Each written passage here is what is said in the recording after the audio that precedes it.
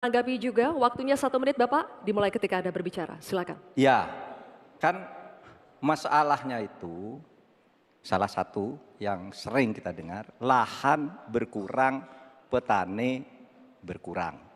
Orang desa tidak mau lagi menjadi petani karena justru rugi. Terkadang kalau mau ingin mendapat pupuk bersubsidi dipersulit bukan main dan harus beli ke tengkulak.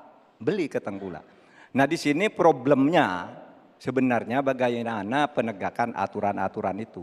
Kami di Jawa Tengah itu pernah punya program di mana Pak Ganjar waktu jadi gubernur waktu itu membuat 29 badan usaha milik petani yang itu efektif untuk membantu petani saling menolong menggarap tanahnya sehingga dia kerasan di desa.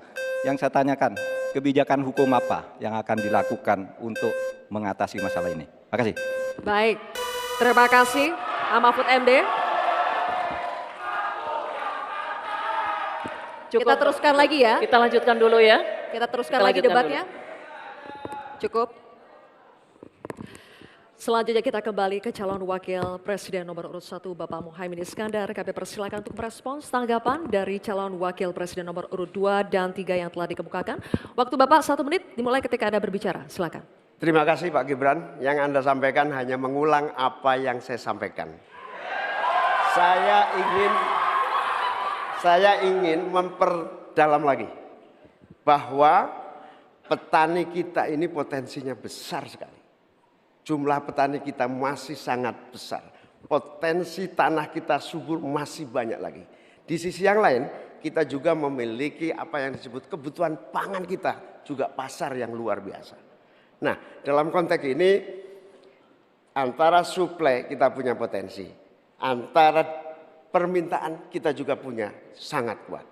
Oleh karena itu, pemerintah tidak boleh diam. Turun tangan, jangan terlalu normatif mengatasi keadaan. Untuk Pak Mahfud, saya ingin menyampaikan bahwa seluruh perangkat undang-undang yang menyangkut perlindungan petani dan produksi kita sebetulnya lengkap.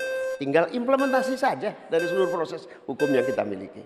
Kemauan politik, kesungguhan, tidak mengabaikan petani yang penting. Terima kasih Bapak Muhaimin, waktunya habis.